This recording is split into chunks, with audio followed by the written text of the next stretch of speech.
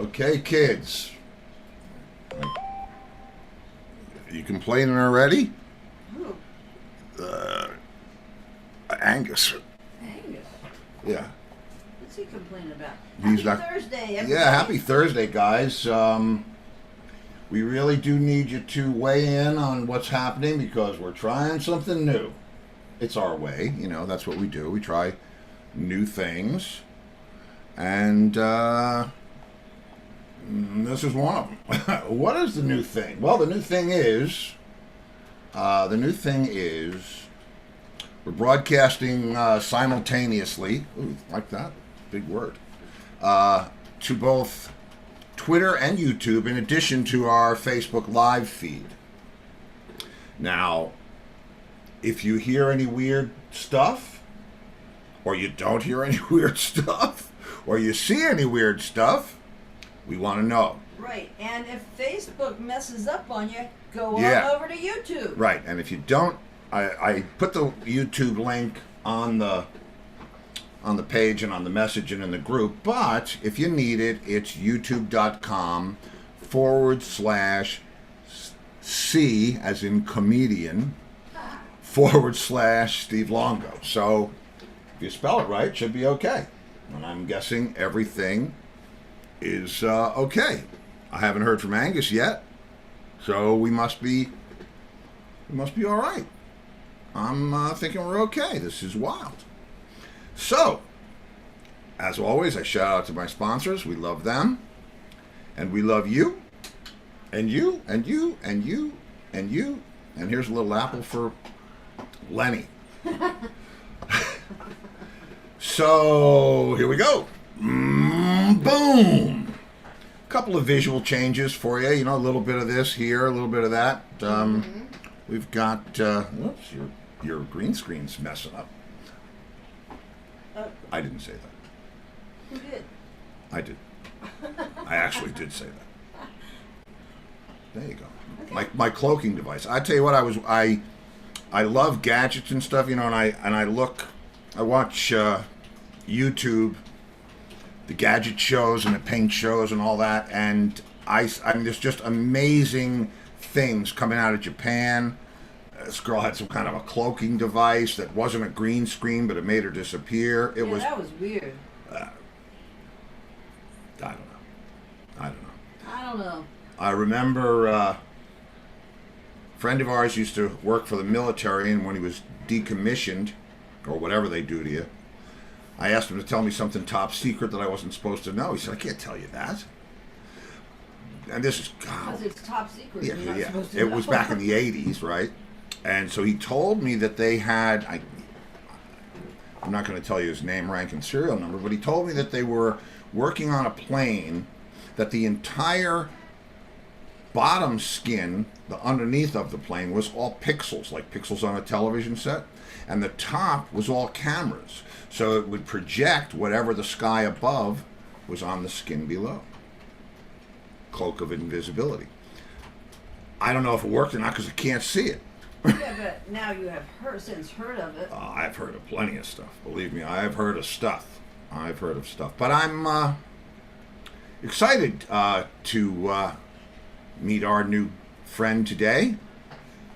I think it's going to be a very interesting show. I found out something about Kevin that I didn't know. I'm going to ask him about when I have him on the air. But he started the Mitch Mitchell fan club, I guess it is. We'll get it all straightened out. Mitch Mitchell, for those of you who don't know, was the drummer for Jimi Hendrix, the original drummer. Yes, Buddy Miles played too, but Mitch was really the guy that played on the big stuff. Wasn't it called like Band of Gypsies or something? No, Band of Gypsies was not the Jimi Hendrix Experience. Band of Jimi Hendrix Gypsies. Experience. Right. Okay. Mitch played in the Experience, and Mitch was a major influence on me. I loved the way he played, and the way Hendrix wrote and the way Mitch played. It was very much in line with what I was thinking drummers should do. I was never a sit back and keep time guy. And Billy is also a drummer. Do we have a video? Who is? You mean Kenny? Kenny? Or Kevin? Sorry, Billy was What are you last doing? night. Billy- I'm looking at the wrong sheet. This is he has 3 first names. Kevin Kevin, John John, Simon, Simon. which is, I think that's awesome. Yeah, he has a video. Kenny. Kenny, no, I said Billy. No, you said Kenny, then you said Billy, then Oh. you know what? It's getting deep around here, but sounds to me like everything is okay. We're broadcasting all right, so yay. And if you do lose the signal on The Facebook. the Facebook, you can go to @DrumCrusher at Twitter, or like I said, youtube.com/C as in Charlie /me as in Steve Longo. So there's that. Without any further ado, my drumming brother from another mother, here we go.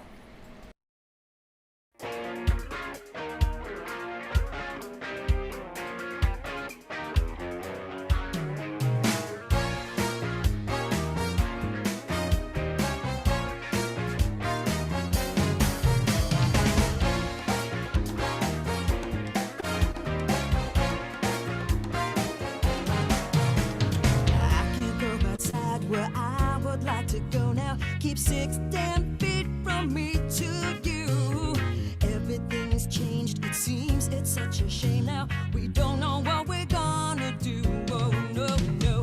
Gotta put the mask on, find a little mask.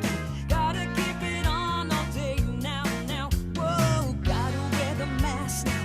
Hope it saves my ass. Oh, Lord, please make it go away now, now. We're in a lockdown. We're in a lockdown days. Lockdown, my town. We're in a lockdown. We're in a lockdown days. Lockdown, my town. We're in a lockdown. We're in a lockdown days. Gonna lose my job if things don't get rolling. I think about it every day. I got a few dollars left because I had to spend the others. Oh Lord, there is a better way. Gotta put the mask on, find a little mask, and gotta keep it on all day. Now, now, whoa, gotta wear the mask now. Hope it saves my ass. Oh Lord, please make it go away. Now, now, we're in a lockdown. We're in a lockdown days. Lockdown, my town. We're in a lockdown. We're in a lockdown days. Lockdown, my town. We're in a lockdown. We're in a lockdown days. Going out today and throw this mask away. Gotta live again. Gotta sing again. Lord, it's good today. Blown this dream away. Going back to town. Nothing gets me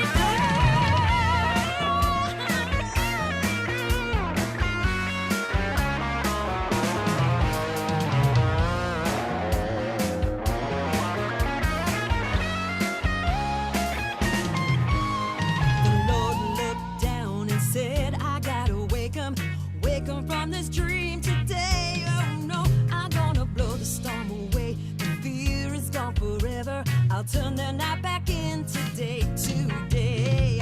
Gotta put the mask on, find a little mask, and gotta keep it on all day. Now, now, oh, gotta wear the mask now. Hope it saves my ass. Oh Lord, please make it go away. Now, now, we're in a lockdown. We're in a lockdown day. Lockdown, my town. We're in a lockdown. We're in a lockdown days. Lockdown, my town. We're in a lockdown. We're in a lockdown days.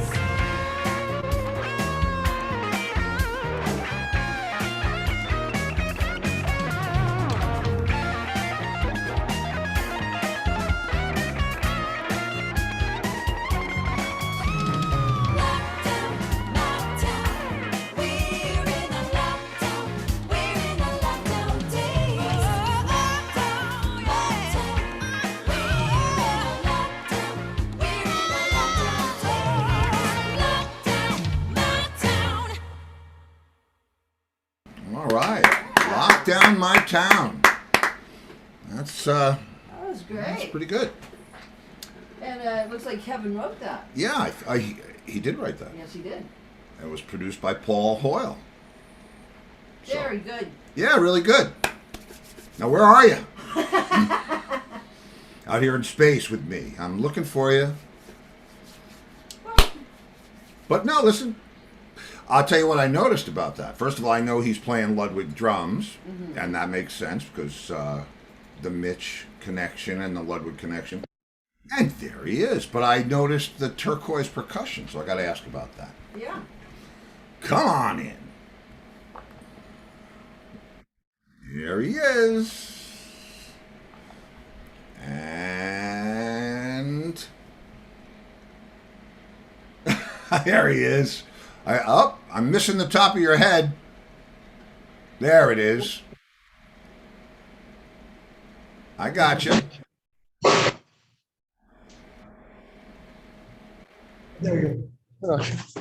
That's okay. Take your time, man. That's okay.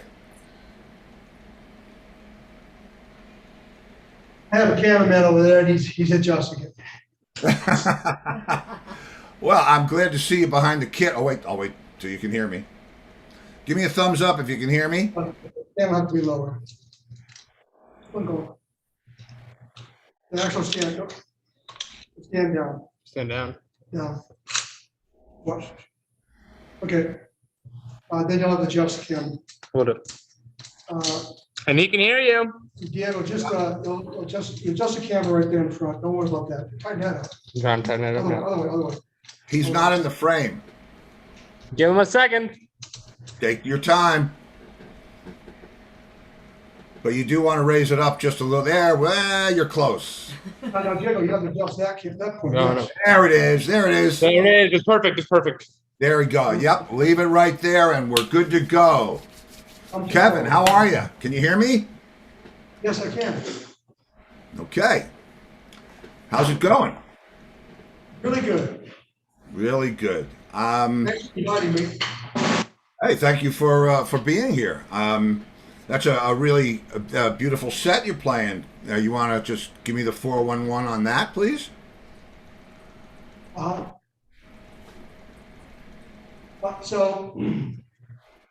name is Major Kevin Simon. I'm the founder of the Mitch Mitchell Fan Club, and what you're looking at is the only exact replica in the world of Mitch's 1968 touring kit. It's exact to the micro detail.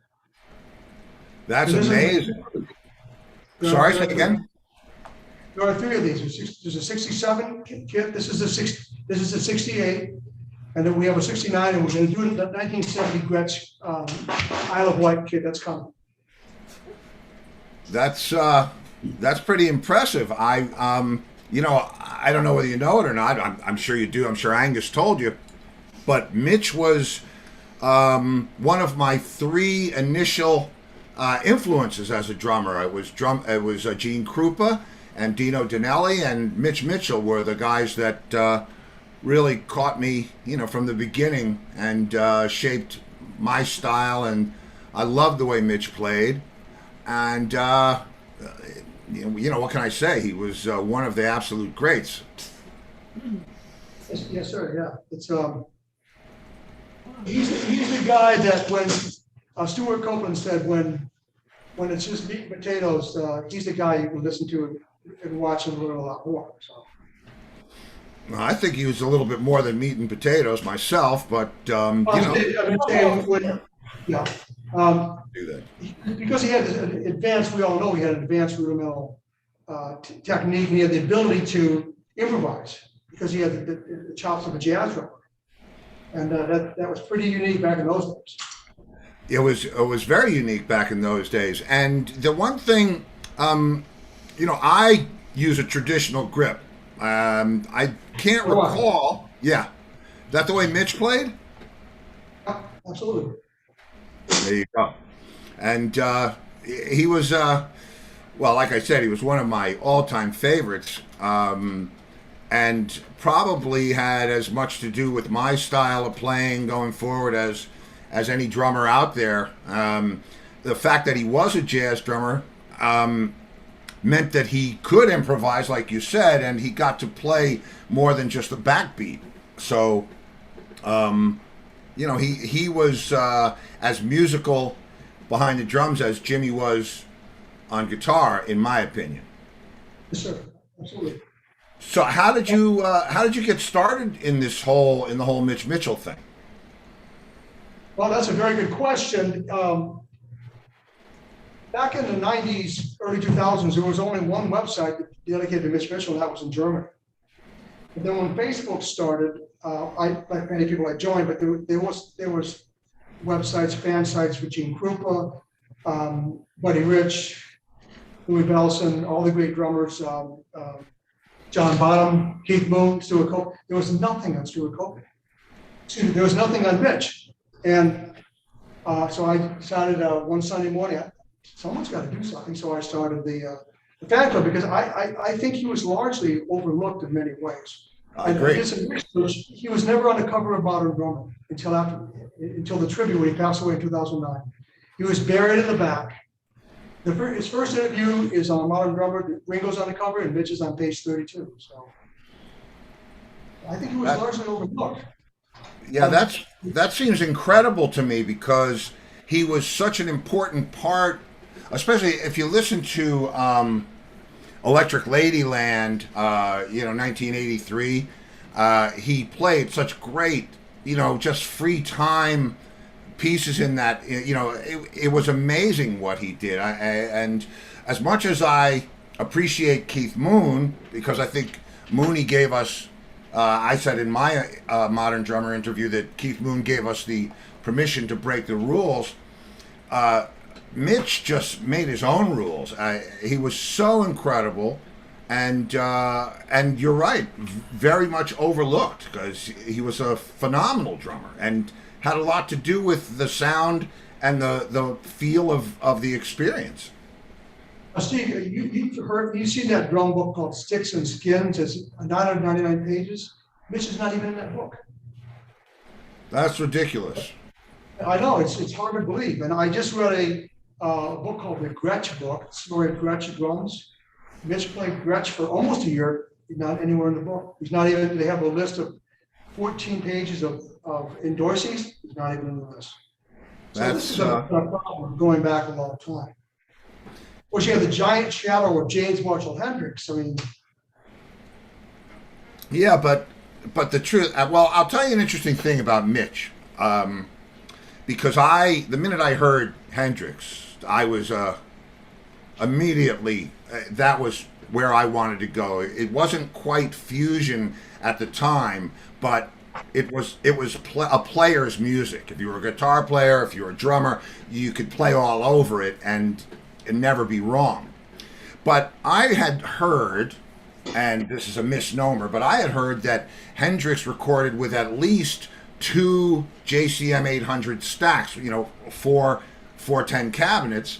And I thought, I never even realized, as I'm a kid, never realized that they're miking the drums. I thought, man, Mitch Mitchell must be some strong guy to be able to be heard over that. And so my whole technique, and I do use a conventional grip, my whole technique was bent, just trying to play that stuff as fast and as loud as I could. Then come to find out years later, he's mic'd up, and wow. he's mic'd up, but not very well in the first 2 tours. You look at it. If you look at the history of Mitch, he starts off with 7/8 jazz sticks. Every year, he's getting bigger sticks and bigger sticks. By 1970, he's playing 2 Bs. He's playing huge sticks. There's pictures of it because it wasn't until 1970 that with that Gretsch double bass kit, he was properly mic'd. I mean, really mic'd really well. When you see Isle of Wight, and they do the sound check in the beginning, those drums sound amazing. There's mics. But generally speaking, 40 mic. That's the Gretsch kit? Yeah, double bass Gretsch kit. We can go kind of through the gear if you want. Please. This, of course, is a 68 kit. So it's in the beginning in the 60s. Mitch had a small black Cortex, kind of a bebop kit when he played with Blue Flames. And when you watch the video of him, he's it says Ludwig like Ringo, but he's hunched over like a jazz guy. It's clearly, he's not trying to be like the typical rock drummer at all. It's just, you can see it just as body language, typical hunched over, you know. And then the first kit he got with Jimmy was, of course, that famous, that legendary Tiger Stripe Premier kit, 1 up, 2 down.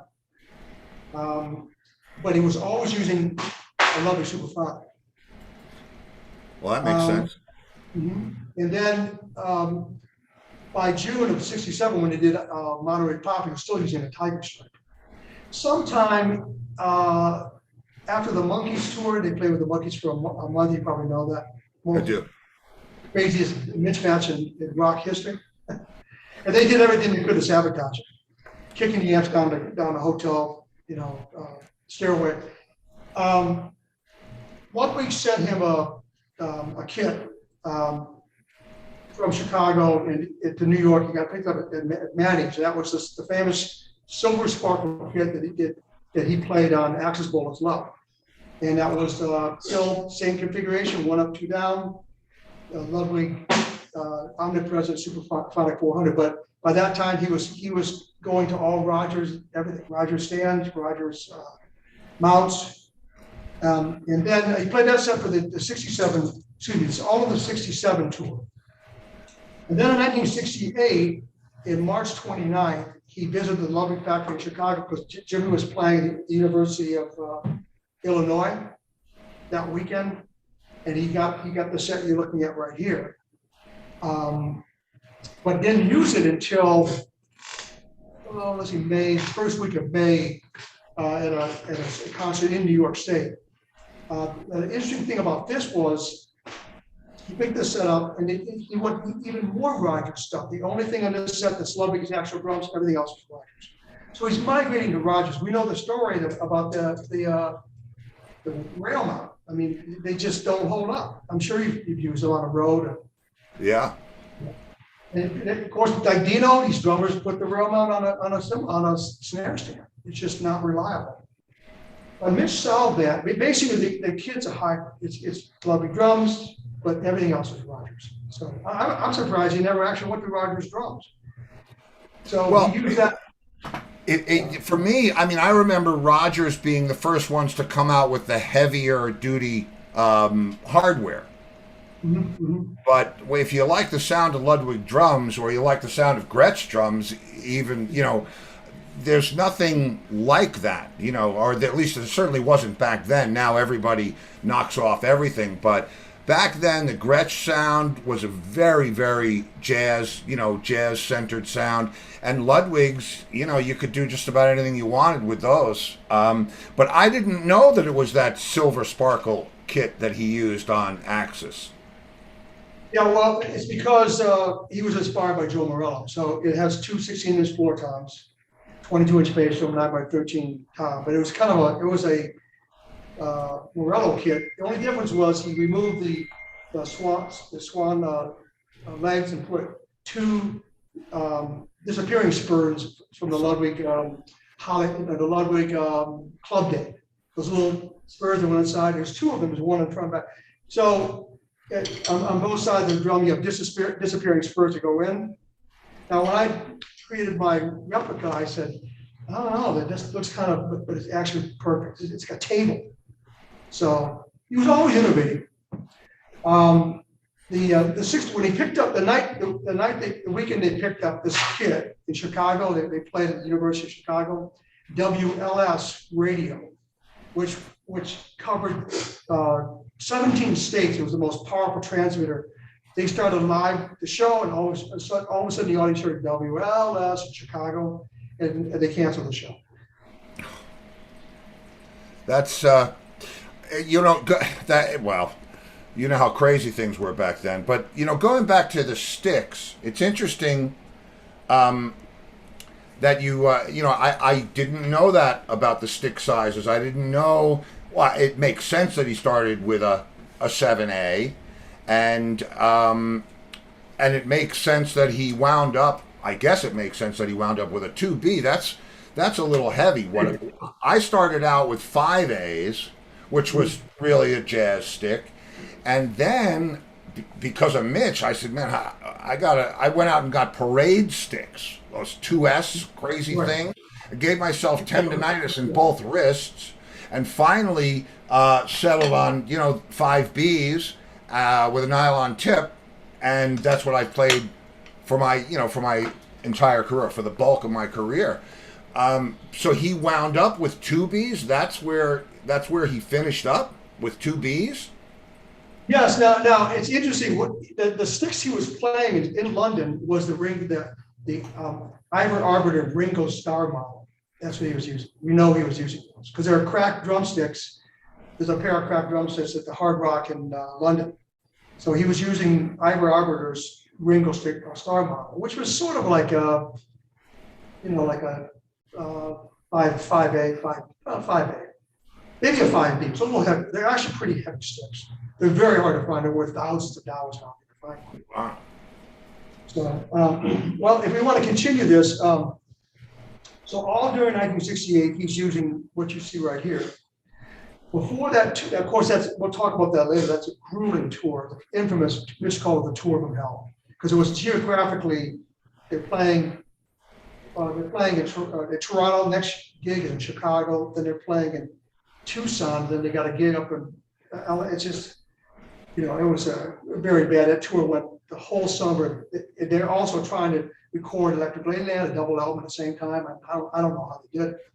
So this is the kit he used at Electric Ladyland to do that. Now, he ordered, before that tour was over, his next kit, which is a double bass Ludwig Black Panther kit. And I think there was pressure on him because of Ginger Baker to go to double bass.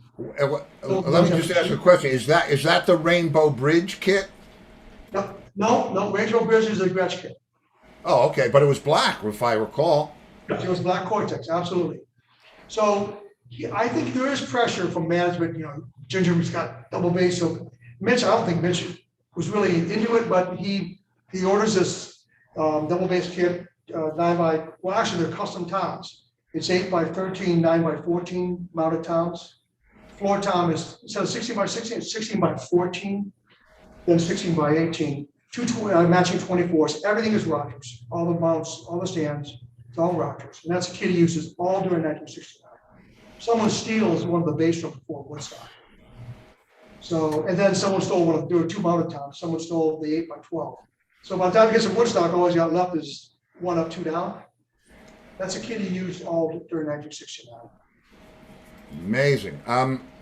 Let me ask you this, because these are things that I just don't know.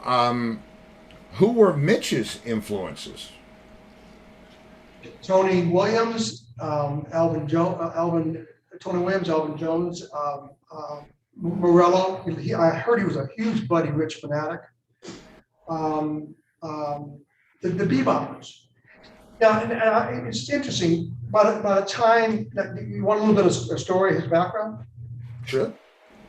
Well, he goes to Corona Academy. It's a school for the extremely gifted children. His parents had figured out. His dad was Jack Mitchell's mother. And then he went to Corona Academy. And then by the time he was 11, he was already acting on you probably know this, he was in Jennings at school. Every kid in England knew who he was. He was sort of like Harry Potter on BBC. Mm-hmm. Then suddenly, by the age of 13 or 14, he tells his parents he doesn't want to act anymore. And they're devastated. They can't believe it because he's making more money than they are. And all that time, he's migrating to this bebop thing. Exactly. Well, his drum teacher, Ronnie Stevenson, was a jazz drummer, what they call a club date studio drummer, and he actually took lessons from that guy for at least a year. We've done the research on this. You read, well, he took a few lessons from Jim Marshall, who owned a drum shop and a guitar shop. Maybe, but to get that advanced technical stuff, you don't get that from a few offbeat lessons. He studied with a top pro in London for at least a year. And by the time he was 14 or 15, he started getting gigs because the typical experienced studio guy was a jazzer who didn't know much about rock. And John Paul Jones and all those guys were migrating to studios because they understood that thing. And that's what the producers wanted. And Mitch kind of snuck in that way. He was. He has a jazz shop, he can play rock and roll. He was amazing at it. I mean, he made jazz rock and roll. I think he was probably what I would call the original fusion drummer because the guy was he was just so innovative, and the way he'd roll down the tom-toms, it just was incredible, and his tuning was impeccable. The drums always sounded great. But you mentioned that he played a 22-inch kick drum. Was that a 14 by 22? Yeah. And so the 67, he's got a 14 by 22 silver. 68, he goes to this. He goes to the 14 by 24, kind of the Buddy Rich kit, Buddy Rich sizes. 9 by 13, 16 by 16, 16 by 18. But the ever-present loving Super 5. And I think, and many people feel that the 68 tour and the 68 kit and the Access Bowl of Love was really, I'm sorry, Electric Lady was really the high point in many ways of the experience. What do you think about that, Steve? Yeah, well, believe me, I recorded an Electric Lady, and you could feel the vibe in there. It was amazing. 8th and 8th in the city. That was, out of all the studios I've been in my life, and I've been in a few, that was probably my favorite. It was, I mean, just the fact that those guys were there, it certainly added to the mystique. But the studio itself was just phenomenal. Right. So he migrates to drums about the age of 13, about 1960. Starts playing in teenage bands. They're sort of the entry level bands for young people before they get well known. Then he gets a few gigs. He gets a gig on Ready Steady Go, and this guy, a jazzer, Mr. Reed's Jazz Orchestra. So he goes to Wembley and does a TV show. That's his first really professional gig. And then once again, they hire him because he has a jazz chops, but he can play the rock style, which the older cats not really into. And then of course plays with the Riot Squad, plays with Jimmy, the Blue Flames, and he hears that there's somebody in London from the United States. He's just a black blues bloke. And every drummer he knows that's good in town is going to audition for Chas Chandler. Chas discovers, you know the story. Chas discovers Jerry at the Cafe Walla in New York when he was playing with the Animals. When the tour's over, he takes Jimmy back to London, and Jimmy has a raincoat, a visa, a guitar, and nothing. He's making $50 a week if he's lucky in New York. So this says. All of his friends say, yeah, we're auditioning for Chas. Chas has got some new guy. He's quite good. Eventually, Mitch gets the call October 5th and goes to a small basement club.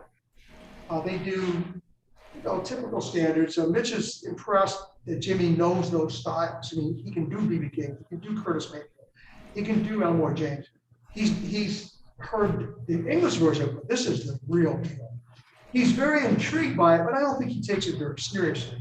And then they say, "Thank you very much. Don't call us. We'll call you." Some more drummers audition, and then a couple of days later, comes down to Mitch and Ainsley Dunbar. No. And they had a famous coin toss, and that's how Mitch gets the gig. Wait a minute. He got the gig over Ainsley Dunbar with a coin toss?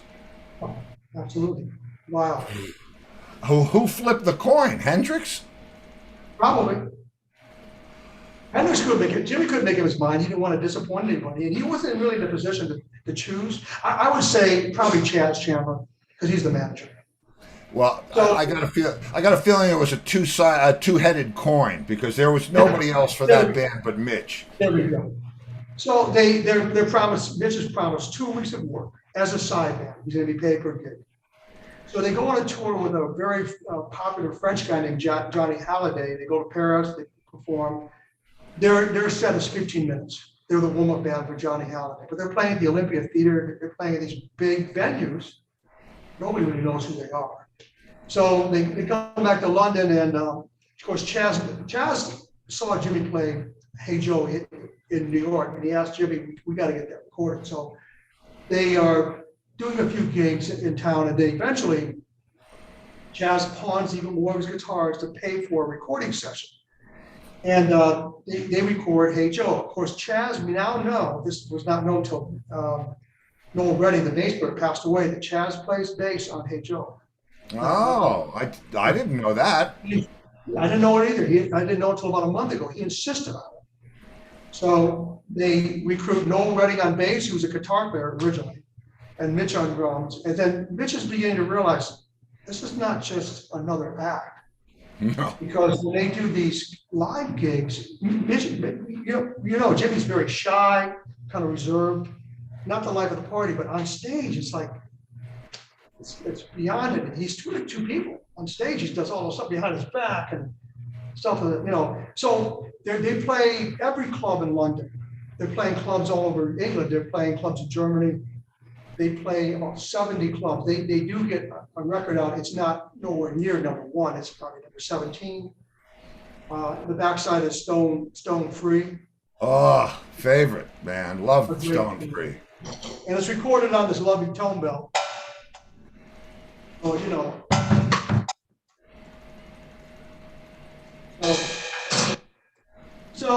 now the thing is, people say, well, gee, how are they getting all these gigs? And the answer is simple. Chaz Chandler, the former bass player for the Animals, has all these connections. And it's the reputation, the hubbub, just like Van Halen played for almost 5 years before they got signed. The Beatles played for 3. They're not instant success stories. People think they are. We all know they're not. So the single comes out. It's getting some airplay. And then Mitch turns 20, almost ready. He's 19 when he joins Jimmy. Jimmy's 4 years old. Paul McCartney gets a phone call from John Phillips from Mamas and Papas and says, I'm organizing a rock show in Monterey, California. Can the Beatles make it? And Paul says, well, not at this time. Of course, they were going through some pretty heavy stuff at the time. But he says, I know an act that you need to get because you're purporting to be the best of the young music. You've got to get Jimi Hendrix. And Phillips goes, oh, who's that? He goes, well, you'll find out. So they get booked in June of 1967. You know the story. They go on last. Well, actually, they're not supposed to go on last. The Who's supposed to go on last. And in the dressing room, right, Pete Townsend, the famous story, it's in the movie Jimi Hendrix, 1983. Jimmy gets up on a chair and does all this amazing stuff. Pete Townsend thinks twice and says, well, Jimmy, maybe you guys should go last. He said, we don't want to go on before you guys. So, of course, that legendary concert, Jimmy goes out there, puts the guitar, burns the place down, literally. The audience is stunned. You watch the videos of people going like this. He was in rare form that night. He had something to prove. All those small bands in the Chitlin circuit, since he got out of the Army and being fired by at least 12 people. Everything was on the line that night. He knew it. He was extremely nervous. When Jimmy's nervous, he chews gum. And they just that show at Monterey is like Benny Goodman at Carnegie Hall in the 1930s. That's how important it is. Of course, it turns everything around. Then a month later, Our Experience is finally released in the United States, and Phil begins this meteoric rise to rock superstardom, interrupted by a 2-week tour of the Monkees. Well, I was actually told the Monterey story by John Entwistle. Right. So I know it from the Who's perspective, and it wouldn't have mattered when Hendrix went on. I mean, look, I loved all that music, and to me, the Who was completely different than Hendrix, and so it really wouldn't have mattered. And in a festival situation like that, who goes on first, who goes on next, who goes on last. It's, you've seen all the changes that guys have gone through over the years with Woodstock or this or that and the other thing. But it's interesting to me to, I have some great pictures of John, all of the Who with Jimmy holding Pete's blonde Rickenbacker 12 string, and just some amazing stories. And I always loved Hendrix, and to me, if I could put the perfect scorching band together, it would be a power trio with Hendrix and Entwistle. I think it would just, I think they would have just fed off each other, and that's a dream that won't come true for a while for me. But I'm still waiting. Well, I think that he's the most melodic rock bass player there was. There was nobody else like him. It was really the line. Yeah. I mean, I was talking with Angus today, and he asked me when Pete brought the demos in, how complete, when Pete brought the songs in, how complete were they? And they were fairly complete. And I was in a conversation with Pete, and I said, when you demoed My Generation, was the bass solo in there? And he said, well, yeah, it was a cruddy old bass solo, but he indicated it. And he, the point was, he knew there was going to be a bass solo in that song before John ever heard the song. And, you can go on forever about those days and all that, but incredibly innovative times. And it makes me ask the question, the drummers of the day, Bonham, Moon, who did Mitch, did he like any of those guys? I mean, who did he? Well, he says in a Modern Drummer interview, he really isn't into, he says, really is not into drummers who are not jazzers. He's really, I said, I have really no interest. I mean, he knows them, he respects them, I'm sure, but he was pretty much in that jazz mold. Yeah. That's what makes it unique. Go ahead, please. Okay, so we get to the end of the. I don't want to forget a few things here. So they finally get signed by Warner Brothers Reprise United States in their Polydor track, which is started by Chaz, and I think one of the managers of the Rolling Stones. And of course, that first album comes out and makes it, I think, to number 7. When Electric Ladyland is finally released out, the amazing thing is Mitch made the right decision. By the time he's 20, he has a gold record. 20 years old. It's incredible. His parents were, I think John made the right decision. His real name was John Graham Mitchell. So, and people say, well, he took it all for granted. I don't think he did, but he was used to stardom from the time he was a teenager. So this whole rock and roll circus thing was something that was not so foreign to him. He kept his poise all through the fame. Some people don't, but he was able to keep that poise and keep his head about him. It's interesting if you read Noel Redding's book. He says, "I'm going to explain." This is what he says: the circus that was a Jimi Hendrix experience.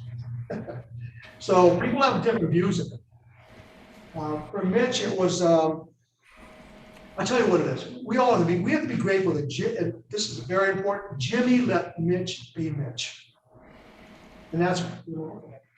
Well, I played with Noel a few times in New York at the China Club, and rest in peace. He wasn't the most flash bass player that I've ever heard in my life. Obviously, Billy Cox obviously. Had Hendrix's attention, and they were army buddies and whatever. But I think it's very interesting. I think Hendrix and Noel Redding were the exact opposite of Townsend and Entwistle, because Entwistle was just all over the place while Pete's playing rhythm, and it was the opposite for I think Noel was pretty much holding it down while Jimmy just flew. And so that's, it's interesting how innovative and how improvisational Mitch was. I love that about him. Well, the interesting thing is, as I mentioned, Jimmy let Mitch be Mitch, but Mitch made some major mistakes financially and never went beyond sideman status. No one's really sure why that's true. So by 1968, you're making $18,000 a night. And Mitch is being paid like a sideman at the local Holiday Inn. It's beyond comprehension. And Jimmy's infamous new manager, Michael Jeffrey, who bought out Chaz Chandler, actually Mitch gained Michael Jeffrey's lawyers power of attorney, and Mitch lost any rights to tour promotional material, any percentage of live, any percentage of albums he lost. He signed it all away because he wasn't really thinking. You know what it was? It's like, where do I sign instead of what do I sign? Jimmy was the same thing, right?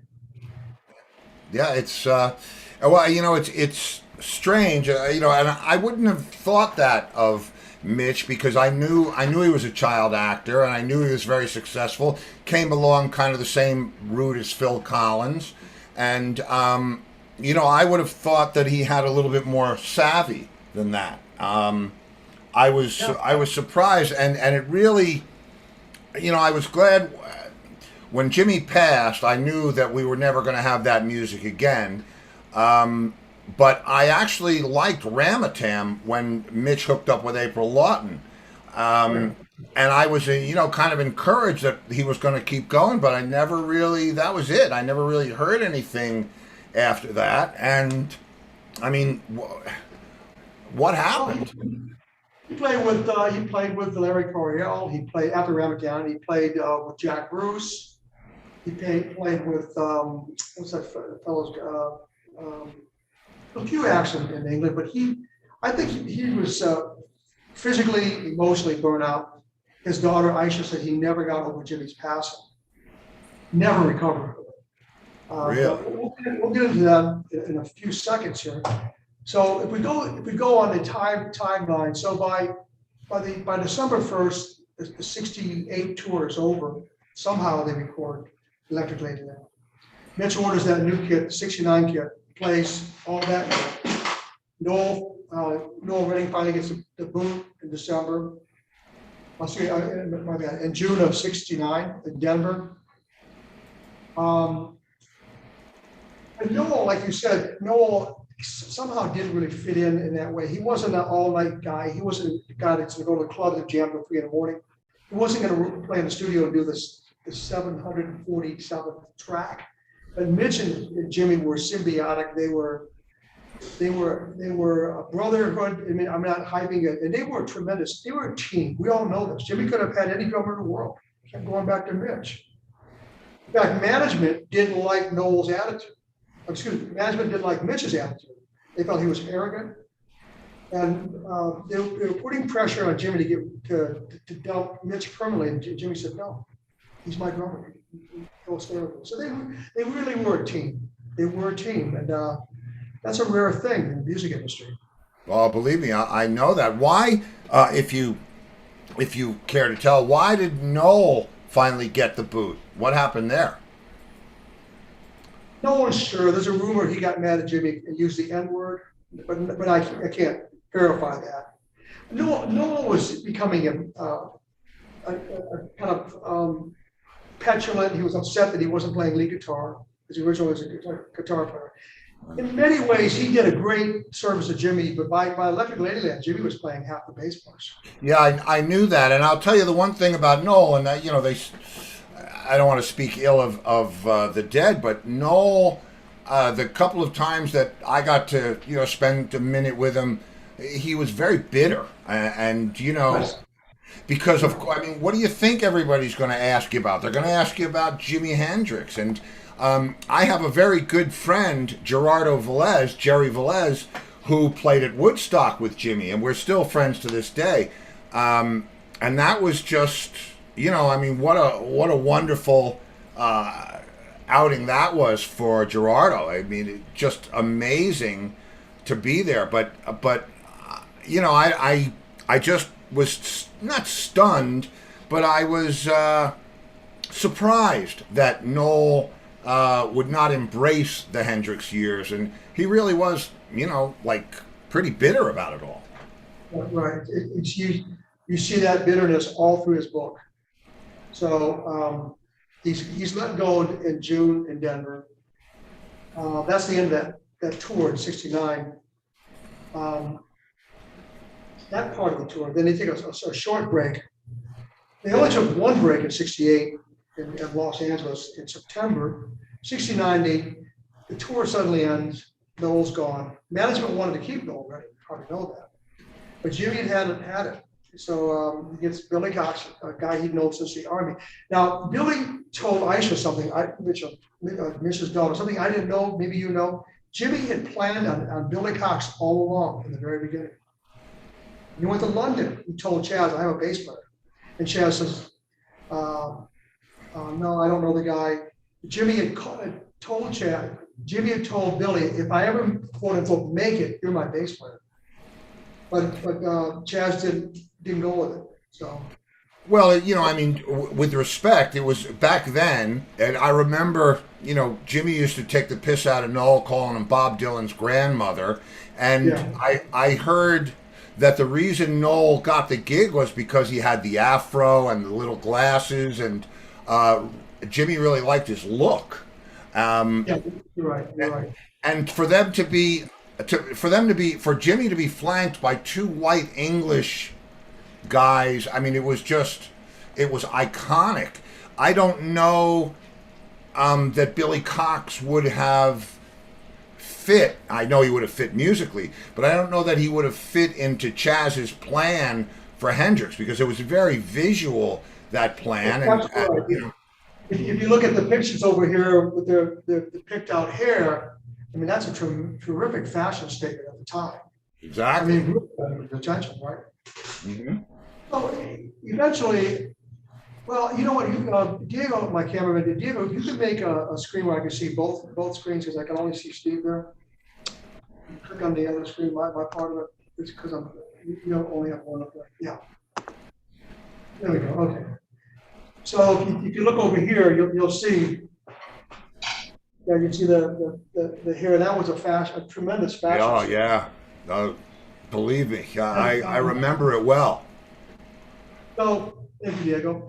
The Mitch Mitchell fan club logo, of course, is Mitch in that. I got permission from the artist who took that picture,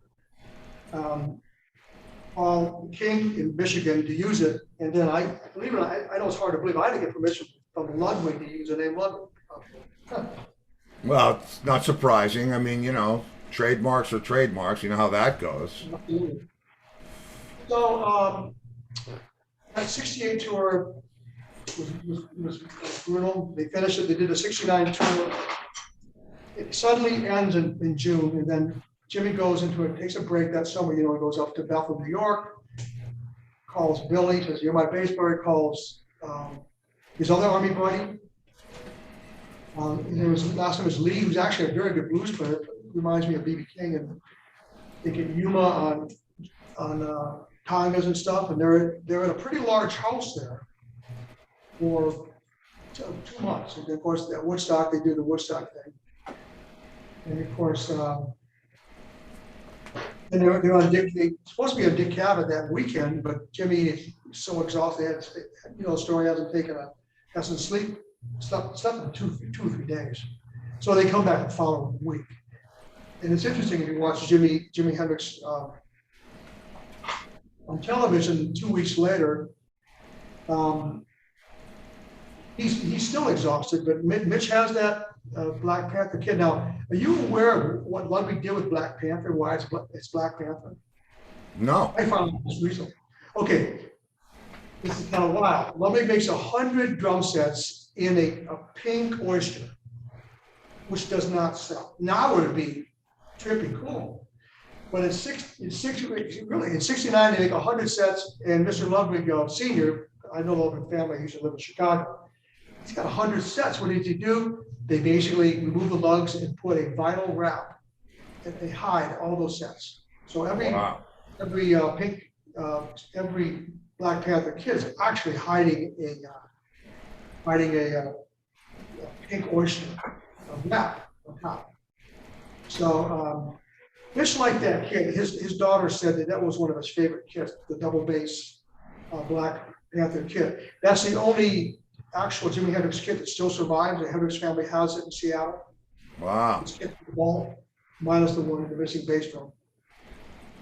Wow, it's amazing. I mean, the history there, and you know, it really, you know, when I started my journey early, and you know, I was playing from the time I was 11 or 12, and you know, I was in a band before the Beatles, and then when the Beatles came, that changed, and then Hendrix changed it all for me.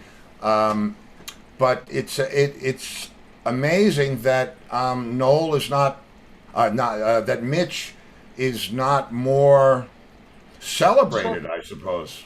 Yeah, right. Exactly. Well, that's changing. The Mitch Mitchell fan club is changing. We go to drum shows and we bring the 67 replica, the 68 right here, and the 69.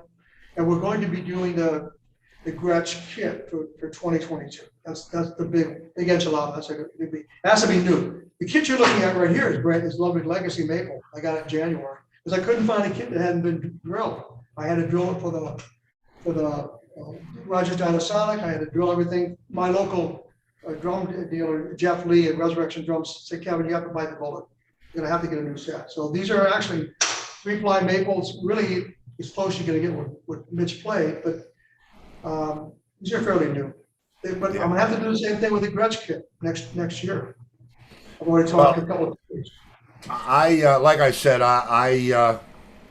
you know, Mitch was my real first sort of rock influence. Dino Danelli, more of a fantastic drummer, and you know, I took a lot of cues from Dino, but when I got onto Mitch, it was completely liberating. You know, Dino was sort of funky and had the time thing, but Mitch was just, he was all over the place, and I just loved his playing, and I can't see Hendrix. I mean, I can see it, but I just can't see those first 3 records, Experienced, Axis, and Electric Lady, Electric Ladyland. I can't see anybody else really playing those songs besides Mitch. I mean, you know, what can I say? That's, you know. Exactly. Now, to give your viewers a few pointers, you know, Mitch is a jazz drummer, so he's doing the jazz right here, up here. And sometimes he's going the same jazz rhythm, about 1/3 slower, 2 or 3, and sometimes the bass drum is going all going at the same time. So it's remarkable. The ability to improvise, and typical, I know it's gonna be too loud, so he has the chops to do these kind of fills, and he's playing over a jazz ride. So you hear it the first time, it's like, what in the world? It's really like calculus compared to what other drummers are doing. And he has an ability when he's 19. It's just remarkable. But see, Jimmy would have never been able to do. I'm blanking on the song. Is this true? Please let me talk to you. Yeah, you're talking about up from the skies. Up from the sky. Thank you very much. I mean, Mitch, that's where all that stuff came from. Mitch is playing. It's remarkable what he played. I just won't talk about. It Starts off on rushes. He goes.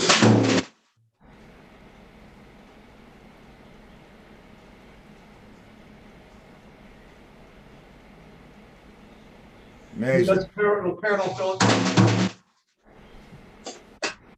Nobody was doing it. And that's the second song. I know, it's remarkable. Listen, we're gonna take a quick break, and because I play my little sponsors thing, and when I come back, did Angus send you the questions? Yeah, I know what they already are. Okay, cool. So, all right, good. So let's just take a minute, and I'll meet you back here in about a minute and a half. I'm going to acknowledge the people that keep us on the air, and I'll meet you right back here. Thanks, Steve. All right, thanks. See you in a minute. Most of you know I live in Southwest Florida now, And one of my favorite places to grab a bite to eat is Jason's Deli. Scott and Diana Willis have been in business here for over 20 years. The truth is, Jason's Deli has bigger choices of better food. You can eat healthy and enjoy the taste of quality ingredients. They're open 7 days a week for dine-in, pickup, or deli delivery. With 4 convenient locations from Naples to Cape Coral, Florida, they are a must-try. Jason's Deli, where all good things come from wholesome ingredients. And Bradley's Jewelers in South Fort Myers. Diamonds, bridal, you name it, estate, custom design, and expert repair. Bradley's Jewelers, South Fort Myers. They specialize in amazing moments. All right. I am, oops, nope, wrong, that's the wrong button. I'm hitting the wrong buttons here, man. There we go. Okay. So, well, Kevin, man, I could go on about this forever, but we're going to have to do a part 2. I will tell you this, on Fridays, every Friday, we have Free For All Friday, which I'm sure Angus told you about that. You come in and if you want any time and just, you know, we talk music all the time. It's usually like between 6 and 8 guys, and I'm sure there's a lot of drummers that come in, guys who would love to know, you know, some of the things that you know. And I've got a million more questions, but this hour just flew by for me. The silver set that you were playing in your video, I don't want to not acknowledge it. Was that the Axis set? It might have been. It might have been. Well, we're off camera now. I mean, we're not live, right? Yeah, no, we're live. Okay. No, that was some misinspired stuff, you know. Okay, yeah, of course. And Go ahead. well, I was going to say, before I ask you the questions, how do people, you know, keep up with this? Because we're on the show, we're all about sharing the, you know, the message, and we're trying to promote what anybody's doing. What is the Facebook page? Is it Mitch Mitchell? Okay, it's the Mitch Mitchell Fan Club on Facebook. And recently, my brother and I have started a website called MitchDrummer.com. MitchDrummer.com? Drummer.com. So, but the fan club is where this all started. And it's made up of so many wonderful people, family members, friends, people that knew Mitch. Just emboldened, just joined. A week ago. It's remarkable. The fan club, we have the largest collection of Mitch photos anywhere. There's a lot of information about the kits. It's remarkable, and it keeps growing, But to go beyond just Facebook, my brother and I started MitchDrummer.com, and that has merchandise and things like that. Well, it's amazing what you're doing, and I'm sure wherever Mitch is floating around out here somewhere, he's probably very happy about it, because the guy, no matter what anybody says, he was one of the original innovators of rock drumming, whether he started as a jazz player or not. I don't consider myself a jazz player. I'm a fusion player. I can play jazz, but he was, as I said, one of the biggest influences on my style and my love of playing. And, I do play 2 kicks, and but, what can I say? The guy was just, he was brilliant, and I don't know whether it was Chaz or Jimmy, but man, that was divine intervention there, because I don't think the experience would have been as potent without him. So, there's that. But now let me ask you. Let me jump into the questions, and let's continue this down the road. And I will. I'll be sure to hook up in the fan club and follow MitchDrummer.com, because we're all about the support. So any of the shows or any of the conventions, if you do any of that kind of stuff, please let me know so that I can shout it out, because we're all locked down, even though we sometimes don't think we are. So so if I can ever pass on the information or the stories or anything, I would be my pleasure and There an are honor to three, do so. there are three shows we're definitely going to. We're going back to the Chicago Drum Show in May, and we're going to Magic City Show in Nashville in July. Might go back out to Tacoma for the Guitar Festival, it's a drum festival, small show in Tacoma. We met the Hendrix people out there. We met Mike Musburger, who was Mitch's last drum tech. And they were wonderful people out there. That's So, great. That's great. Oh, well, let me hit you with the questions because you've done some traveling, and you know, I'm glad to see that you're playing. I enjoyed the Lockdown song, and so I got to ask you, your favorite restaurant on the road? Where would that be? Denny's, they're everywhere. The food is fantastic. Best breakfast for the money you can go. Perfect. There you go. Perfect. Awesome. High end, but they're everywhere. Say again. Sorry. Not high end, but they're everywhere. And it's Yeah. good. Oh, yeah. Believe me, they're right down the street from me here in Florida. It's and it's interesting because some guys when I ask that question, and it's really just meant to be a fun little thing. It's but some guys, you know, do really have their favorite restaurant, you know, some upscale Paris place, and other guys are happy to have the consistency of Denny's or the Waffle House or Wawa. you know Wawa. So it's I get that. That's excellent. And you know when you play, you're still playing out. If you know if we were going if the set list comes out and there's your favorite song to play, what's your favorite song to play live? Well, I love playing Fire, the Hendrix the duet we did, Jimmy and Mitch. But Voodoo Child, which is a 15-minute song at the back end of Electric Ladyland, was remarkable. I know it You know, well. it's a slow 6/8. It's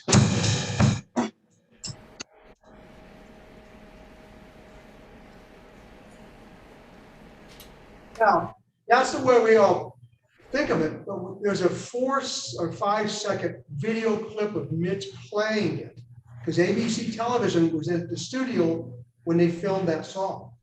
And Mitch is doing, I know it sounds crazy, the song goes 1, 2, 3, 4, 5, 6. And Mitch is going 1, 2, 3, 4, 5, 6. He's doing that. He's grooving 3/2 and playing in 12/8. I can't even do it. So it's this.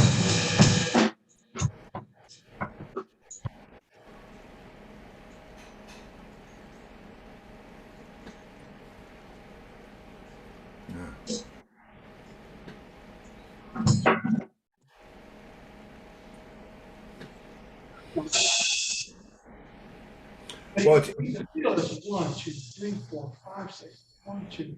What was this? 1, 2, 3, 4, 5, 6. It's insane. You know. It's well, like I said, he was remarkable, and you know, it's funny that you said Voodoo Child. The other one that's in 4, you know, the wow, the womp, womp, womp, womp, womp.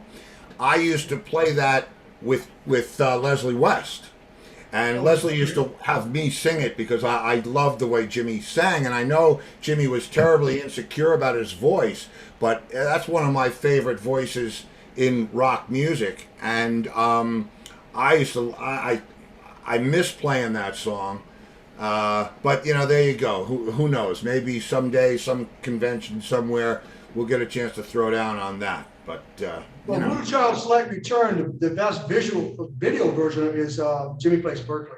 It's one of the last songs. It's unbelievable. It's mind blowing. I mean, he plays, he drops to his knees, and it just sends chills up his spine.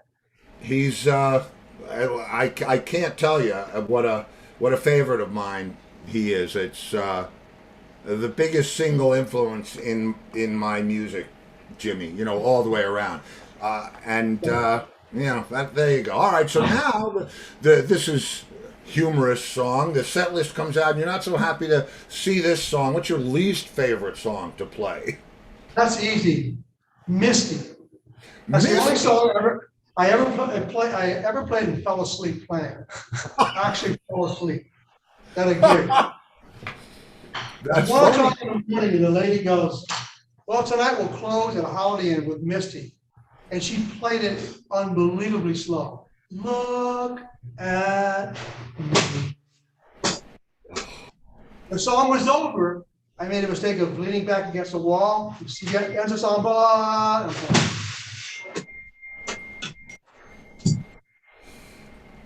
Okay, well, that was a good one. That's all right. You fell asleep. I've never done that. I've done a lot of other stuff, but I never fell asleep playing. That's funny.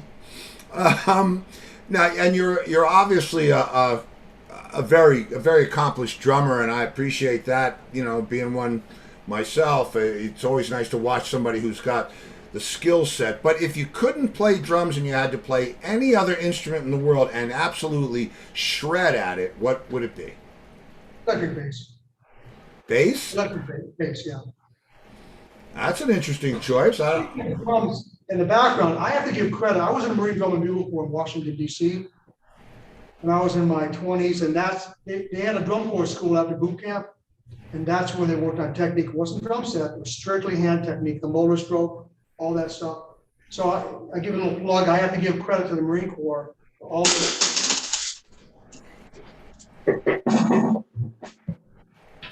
that technique. It comes from the Marine Corps. Yeah, I'm sure it does. Believe me, I still have my, I love the street beats and all the cadences and all. I mean, I love that stuff. And in fact, it's interesting because I applied all that. I kind of morphed in those street beats and all the cadence stuff with what I got from Mitch. And that kind of became my style, is, doing it across the kit and, separating out between the cymbals and the snare. But, that's... Almost like Steve Gadd, right, Steve? Yeah, pretty much. But the stick control, that book, man, that kept me awake for many nights, many nights. Unbelievable. Well, my last, and this is going to be interesting for me to hear. And you could, when you answer this, you could be either the bass player or the drummer because it's your dream. It's my dream too. If you could play one show with anybody, living or dead, who would it be? Billy Cox. Billy Cox. Wow. Who else would be in that band? Well, the Experience Hendrix tour. I'm not a name drummer. No one knows who I am. But I got the equipment and I got the hands. I'm not saying that would ever happen, but that'd be the dream come true. No, that's well. Listen, both military veterans, that'd be a blast. Well, listen, man. I will. I'll shout it out anytime you've got something going on. Please let me know about it. Let's stay connected. Please join us on a Friday night. And we also do this thing called Pass the Peas, and it has nothing to do with Maceo Parker. I have a studio here at the house, and I send tracks to guys. Usually I play drums, but I'd love to send you a track if you felt like playing some drums on a track, for... Sure. It'd be wonderful. I'd be honored, Steve. I would be honored as well, because it's as close to Mitch as I'm ever going to get. So thank you so much, man, for keeping that spirit alive and for telling the story, because he really deserved more than he's gotten to this point, and I'm happy to keep spreading the word with you. So anything I can ever do, you know how to find me, and I know how to find you. So we'll to be continued. And I just want to thank Jeff Seitz for the referral. What a great guy. Oh, Jeff is.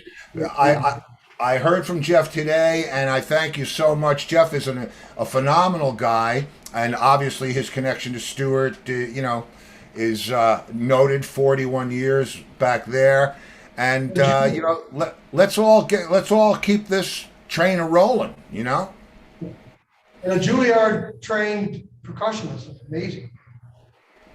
Amazing. Kevin, I appreciate your stories. I appreciate your time. I can't wait to do it again. And man, I'm blown away.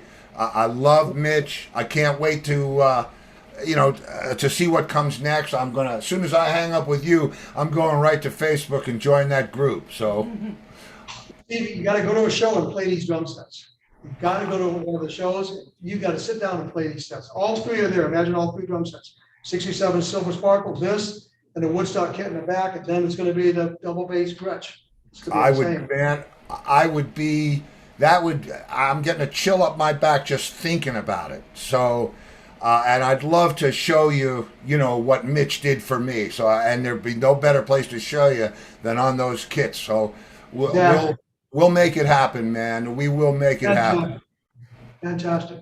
Appreciate it. Thank you so much, Kevin. Thank you, man, and thank you. What was your cameraman's name? Diego, Diego, come over here so we can see him.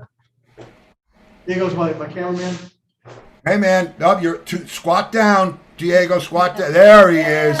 All right. I forgot to mention, Steve, Vader had drumsticks that were under development for this year and never finished, but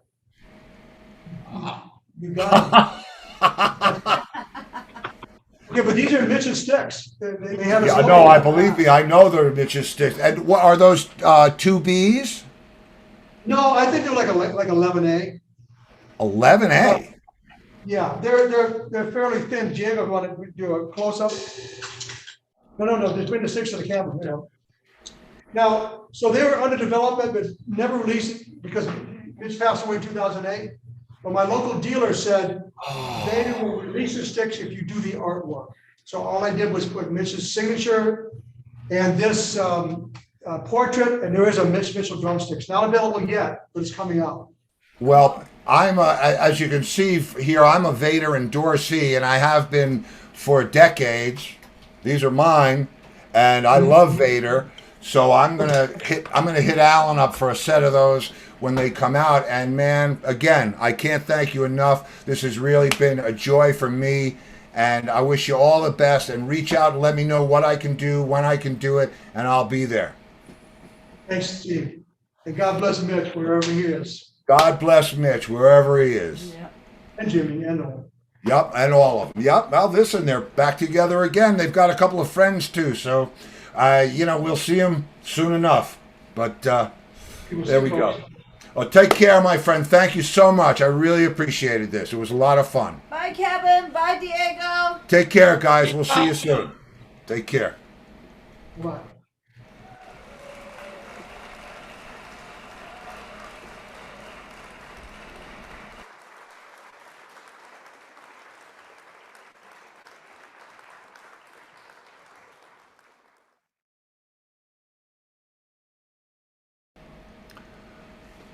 Wow, man.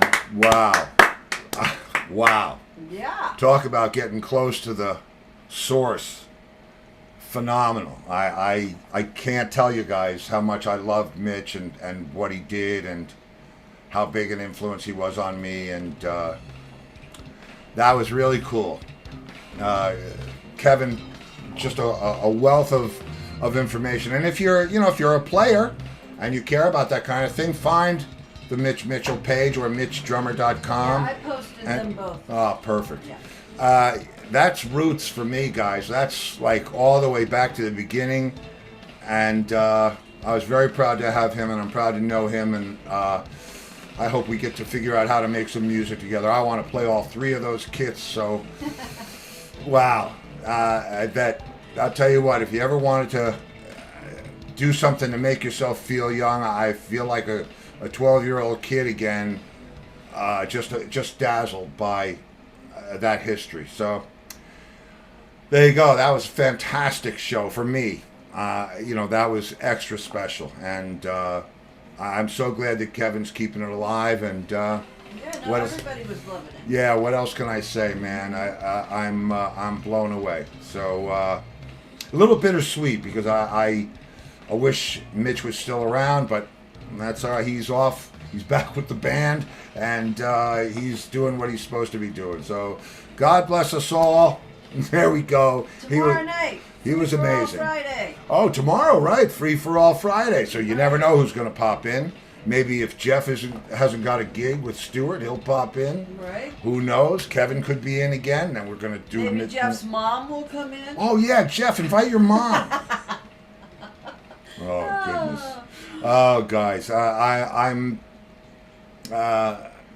moved by that because I really you have no idea. Well, I guess maybe you do now, how much Mitch Mitchell meant to me, and there you go. So as I say, if I don't see you in the future, I'll see you in the pasture. Good night, everybody. Take care, guys.